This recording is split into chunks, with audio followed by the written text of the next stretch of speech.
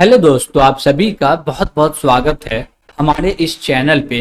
तो आज हम लोग देखने वाले हैं सीएसएस में स्पेसिफिसिटी कि इसका मतलब क्या होता है और इसको कैसे यूज करते हैं और इसको यूज करने से क्या होता है। Got it. तो चलिए हम लोग देखते हैं कि आज का जो एजेंडा है उसमें देखेंगे कि व्हाट इज स्पेसिफिसिटी और इसका हायरार्की क्या होता है। तो सबसे पहले हम लोग क्या देखना है, स्पेसिफिसिटी एक्चुअली ये है क्या।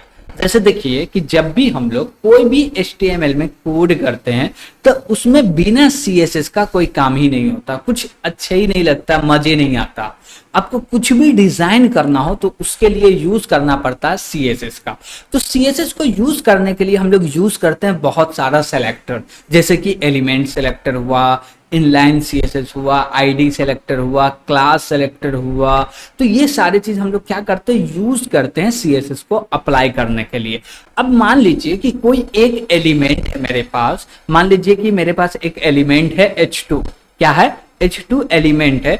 उस पे हम लोग क्या किए कि भैया इनलाइन CSS का भी यूज कर दिए, और हम लोग बोले क्या आईडी सेलेक्टर का भी यूज कर दिए, क्लास सेलेक्टर का भी यूज कर दिए, एलिमेंट सेलेक्टर का भी यूज कर लिए। तो इसमें सबसे पहले कौन चलेगा, यानी कि ये सब में से चलेगा कौन? कोई एक ही चलेगा और सब ओवरराइड करेगा। तो कौन किसको ओवरराइड कर रहा, उसी चीज को हम लोग को देखना है, जिसको बोलते हैं स्पेसिफिसिटी। Got it. तो ये क्या होता है वो चीज हम लोग देखने वाले हैं। Got it. ठीक है। तो इससे पहले हम लोग इसका हायरार्की समझते हैं, उसके बाद हम लोग विद प्रैक्टिकल समझेंगे कि भैया कौन सा पहले काम करेगा, कौन सा बाद में काम करेगा। लेकिन पहले इसका थ्योरेटिकल नॉलेज हो जाए तो प्रैक्टिकल समझना आसान होता। Got it. तो पहले हम लोग इसका प्रैक्टिकल समझते हैं। अब जैसे देखिए, क्या मेरे पास एक एलिमेंट है जो कि है H2, उसमें हम लोग इनलाइन CSS का यूज किए। तो इसका जो प्रायोरिटी होता है वो सबसे हाई होता है। इनलाइन का मतलब क्या होता है, जो मेरा HTML एलिमेंट है उसी एलिमेंट में स्टाइल एट्रीब्यूट का यूज करके CSS को अप्लाई करना, that is inline CSS। Okay, ठीक है। तो जब भी हम लोग ऐसा काम कर रहे हैं तो इसका प्रायोरिटी जो होगा सबसे हाई होने वाला। क्या होने वाला? सबसे हाई। तो सबसे पहले ये काम करेगा। अब मान लीजिए उसी में आप लगा दिए आईडी सेलेक्टर। Got it. आप एक एलिमेंट लिए, HTML एलिमेंट, उसका आईडी क्रिएट किए। आप आईडी का कुछ वैल्यू दिए और उस आईडी के मदद से CSS को अप्लाई कर दिए। लेकिन इनलाइन CSS अप्लाई है तो पहले काम होगा इनलाइन CSS का। Got it. तो हम लोग थोड़ा सा समझे, और इसको और भी अच्छा से समझने के लिए हम लोग प्रैक्टिकल में समझते हैं, क्योंकि यहाँ पे पूरे चीज को समझना है तो बिना प्रैक्टिकल का तो संभव नहीं होगा। लेकिन थोड़ा सा थ्योरेटिकल भी चाहिए, तो इसलिए थोड़ा सा देखिए। अब हम लोग चलते हैं डायरेक्ट प्रैक्टिकल पे। ओके, ठीक है। तो यहाँ पे हम लोग को करना है कोड, तो हम लोग पहले एक कोड जनरेट कर लेते हैं। और यहाँ पे हम लोग बोले क्या, H2, क्या बोले H2, और इसमें बोले क्या, डेमो कोड।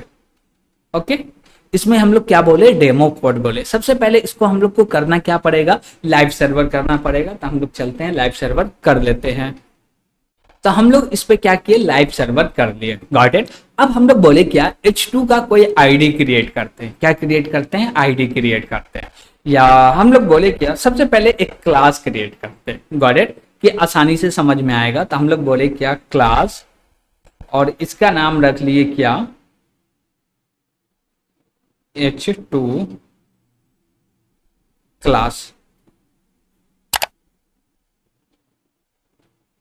ओके, इस क्लास का नाम दिए H2 क्लास।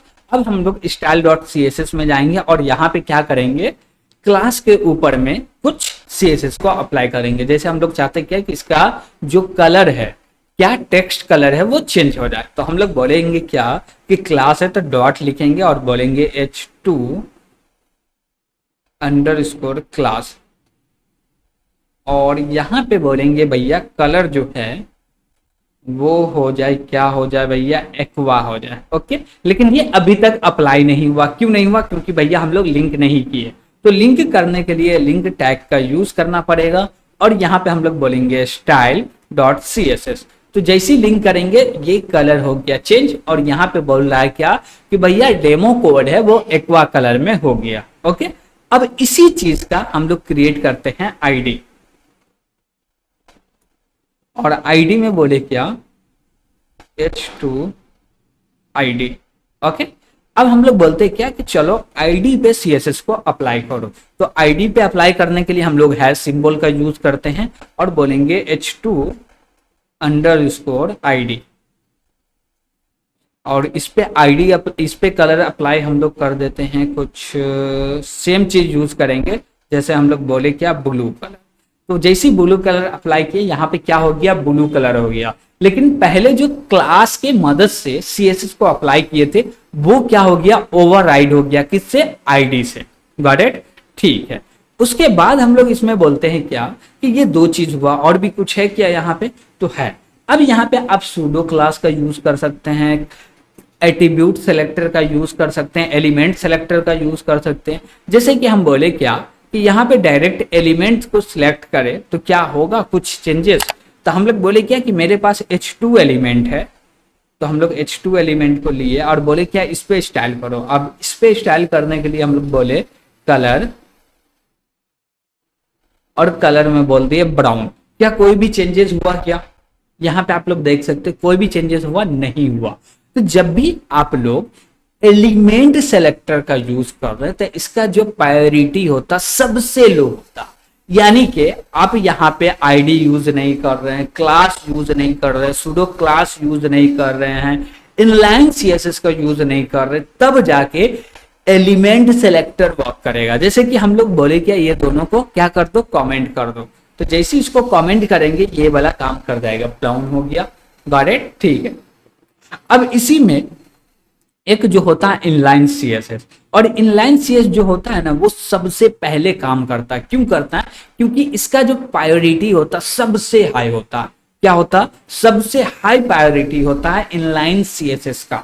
तो हम लोग यहाँ पे बोले स्टाइल, और स्टाइल में बोले कलर, और कलर में हम लोग बोल देते हैं भैया ये वाला ले लो। Got it. अब जैसी कलर को चेंज किए यहाँ पे आप लोग देख सकते हैं कि जो भी इनलाइन सीएसएस के अंदर में प्रॉपर्टी को अप्लाई किए हैं वो सबसे पहले काम हुआ, इसलिए क्योंकि इसका जो प्रायोरिटी होता सबसे हाई होता। तो यहाँ पे आप लोग देखिएगा कि जो भी इनलाइन स्टाइल होता है इसका प्रायोरिटी सबसे हाई होता, उसके बाद होता है आईडी का, उसके बाद होता है क्लास सेलेक्टर का, सूडो क्लास का, एट्रीब्यूट सेलेक्टर का। Got it. उसके बाद जाके होता है क्या भैया, एलिमेंट सेलेक्टर का, यानी कि आप कोई भी एक एलिमेंट लिए और उस एलिमेंट को पकड़ के स्टाइल कर दिए, तो वो सबसे लास्ट में उसका काम होगा, यानी कि उस पर कोई भी सीएसएस को यूज नहीं किया जाता होगा, यानी कि कोई भी सीएसएस सेलेक्टर। जैसे हम बोले क्या कि मेरे पास H2 क्या है, एलिमेंट, उस एलिमेंट पे न कि आईडी क्रिएट किए, न क्लास क्रिएट किए, और ना इनलाइन सीएसएस लिखे, ये तीनों में से कोई भी नहीं लिखे, तब जाके H2 पे जो भी सीएसएस अप्लाई करेंगे वो अप्लाई होगा। कब अप्लाई होगा भैया, जब उस पे कोई अदर सीएसएस अप्लाई नहीं होता हो, यानी कि कोई अदर सेलेक्टर का यूज नहीं कर रहे होंगे। Got it. तो ये होता है एलिमेंट सेलेक्टर, और इसका प्रायोरिटी सबसे कम होता है। तो इसको जब आप चाहते क्या है कि पूरे के पूरे जितना भी एलिमेंट है सब पे अप्लाई हो जाए, और कुछ एलिमेंट पे चेंज करना है तो उसका कुछ आईडी देके उसको चेंज कर सकते हैं। Got it. तो वहां पे ओवरराइड हो जाएगा। अब इसमें भी एक ऐसा चीज है जो कि इनलाइन सेलेक्टर को भी क्या करता है, मात दे देता। लेकिन हमेशा याद रखिएगा कि इनलाइन सेलेक्टर का प्रायोरिटी जो होता वो सबसे हाई होता है, लेकिन इसका एक एक्सेप्शन है जो कि है एक्सक्लेमेशन मार्क इंपोर्टेंट। उसके मदद से हम लोग किसी को भी इंपॉर्टेंट बना सकते हैं, जो कि मेरा इनलाइन सीएसएस भी होगा, उसके लिए एक एक्सेप्शन है ये चीज। Got it. तो ये हम लोग देखते हैं, ये क्या है भैया, एक्सेप्शन है। किसके लिए भैया, इनलाइन सीएसएस के लिए। अब जैसे हम लोग बोले क्या कि हम लोग चाहते क्या है कि इसको भैया कमेंट से हटा दिए, ठीक है, अभी भी यही चलेगा, लेकिन हम लोग चाहते हैं क्या कि ये जो है ये आईडी वाला चले। जैसे हम लोग चाहते हैं आईडी वाला चले तो एक्सक्लेमेशन मार्क्स और लिखिए इंपोर्टेंट। अब जैसे हम लोग यहाँ पे इंपोर्टेंट लिखेंगे ये चल जाएगा, 1 मिनट, इंपोर्टेंट। ओके। अब जैसे यहाँ पे हम लोग क्या लिखे, इंपोर्टेंट लिखे, अब ये चले गया, और इसको कोई भी ओवरराइड नहीं कर सकता, इसलिए ये एक एक्सेप्शन है। एक्सेप्शन क्यों है, मान लीजिए कि आप कोई प्रोजेक्ट पे काम कर रहे हैं और वहां पे ये चीज लिख दी है, इंपॉर्टेंट लिख दी है, और कोई दूसरा व्यक्ति आके उसी सेम प्रोजेक्ट पे काम कर रहा है और वो चाहता है कि भैया ये जो ब्लू है इसको हम रेड कर दें, तो उसको पूरे ढूंढना पड़ेगा कि भैया क्या प्रॉब्लम है जिसके कारण रेड नहीं हो रहा। Got it. तो ये जो नॉट इंपॉर्टेंट है, एक्सलेशन मार्क इंपॉर्टेंट है, इसका यूज बहुत ही कम करते हैं और ये बहुत ही गलत तरीका है यूज करने का। Got it. लेकिन कभी कभी एक ऐसा सिचुएशन आ जाता है कि भैया कभी भी ये चेंज ही ना हो, कोई भी इसको चेंज ना कर पाए, कोई भी प्रॉपर्टी का यूज करके, कोई भी सिलेक्टर का यूज करके, तो वहां पे आपको ये काम कर सकते, तो वहां पे के लिए कोई भी दिक्कत नहीं होने वाला। Got it. तो हम लोग समझे कि भैया स्पेसिफिसिटी जो होता है वो कैसे काम करता है सिलेक्टर के ऊपर में, कौन सा सिलेक्टर को प्रायोरिटी पहले देता और कौन से सिलेक्टर को प्रायोरिटी बाद में देता। इसको हम लोग एक बार और चाहे तो देख सकते हैं। यहां पे देखिएगा, जो भी इनलाइन स्टाइल होगा उसका प्रायोरिटी सबसे हाई होगा। इसका एक एक्सेप्शन है जो कि है एक्सेलेरेशन मार्क इंपॉर्टेंट। इसके अलावा कोई भी एक्सेप्शन नहीं है, वो चीज हम लोग नहीं दे रहे, तो सबसे ज्यादा प्रायोरिटी होगा किसका, इनलाइन स्टाइल का। Got it. उसके बाद होगा आईडी सेलेक्टर का, उसके बाद होगा क्लास सेलेक्टर का, उसके बाद होगा एलिमेंट सेलेक्टर का। Got it. तो एलिमेंट सेलेक्टर जो है वो सबसे लास्ट में आता। तो आज हम लोग देखें कि सीएसएस के अंदर में स्पेसिफिसिटी का क्या रोल है और हम लोग कौन सा सेलेक्टर यूज करेंगे तो कौन किसको ओवरराइड कर रहा। तो ये सारे के सारे चीज देखे। इसमें आपको कोई भी दिक्कत होगा तो कमेंट के माध्यम से जरूर पूछिएगा, और वीडियो पसंद आया होगा तो लाइक भी कीजिएगा, और अभी तक इस चैनल को सब्सक्राइब नहीं किए तो सब्सक्राइब जरूर कीजिएगा। Got it. तो आज के लिए इतना ही। Thank you.